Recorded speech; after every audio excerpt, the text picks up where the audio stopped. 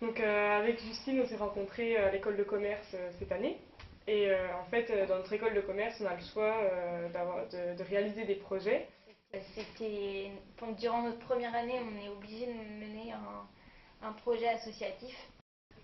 On s'est lancé, on a discuté, on s'est rendu compte qu'on avait envie toutes les deux de faire ça, et donc du coup on s'est dit bon bah on va essayer, et après une fois que c'était lancé, bah, on s'est rendu compte que notre binôme fonctionnait bien.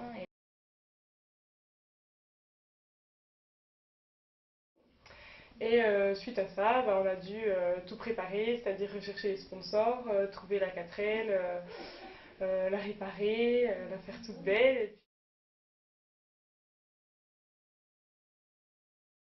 Parce que Jobto International nous a appelé en fait à la suite d'un article de presse, et nous a vraiment soutenu après dans tout ce qu'on avait entrepris. Enfin, ça fait un effet de boule de neige et voilà, et au final, ben ouais, enfin, je pense que ouais, c'est incroyable quoi, de voir toutes les personnes qui sont mobilisées et comment tu parles.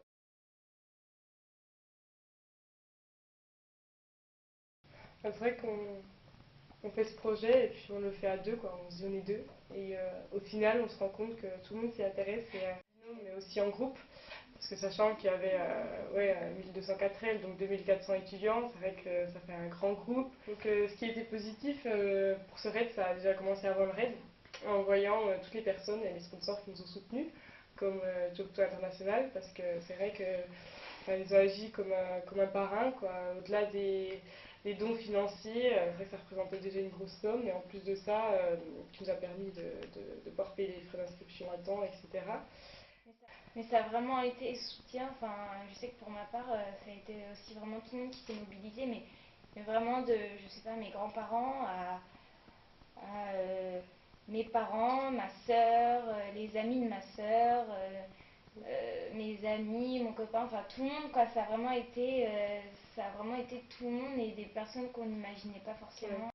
C'est vrai que nos parents se sont vraiment beaucoup investis, et je pense que, ouais, comme disait Eva, quand on leur a dit qu'on participait, ils y ont cru, mais sans s'en rendre compte en fait.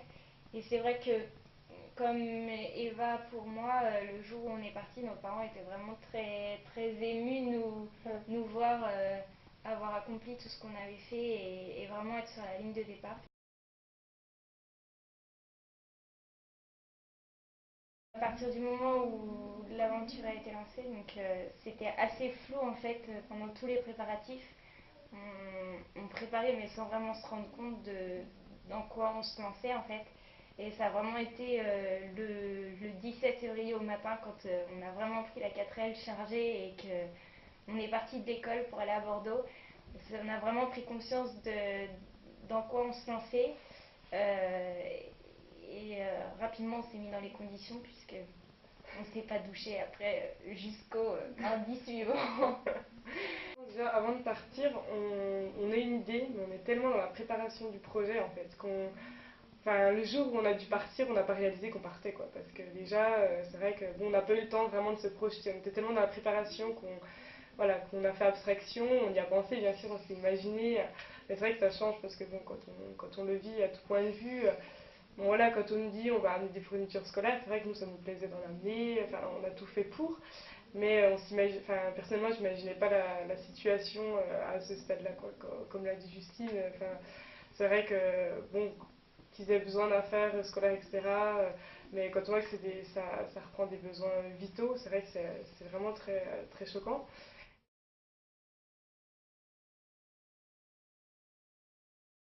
C'est vrai qu'on se dit, bon, il y a toutes les personnes qui nous ont soutenus, si jamais on n'arrive pas en Espagne, si jamais on abandonne au milieu de la route, enfin au milieu de l'aventure, si on finit pas la course, c'est un peu vraiment dommage, quoi. On avait un petit peu une pression quand même.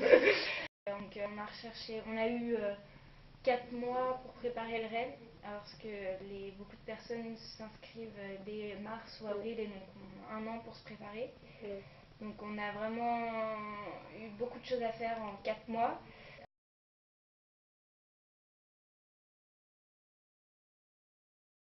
Il faut vraiment, comme disait Eva, il il faut vraiment être motivé parce que c'est vrai que c'est le début en fait qui est le plus dur.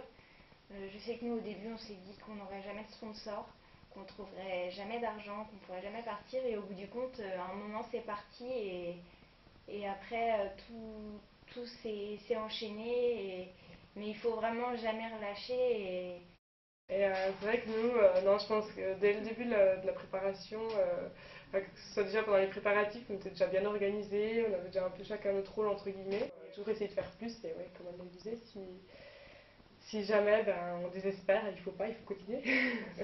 En dehors de ça, c'est vrai que Job International a mobilisé ses collaborateurs, a essayé de tout faire pour qu'on puisse vivre notre aventure et a aussi permis de récolter un certain nombre de kilos de fournitures scolaires ou d'humanitaire. Et,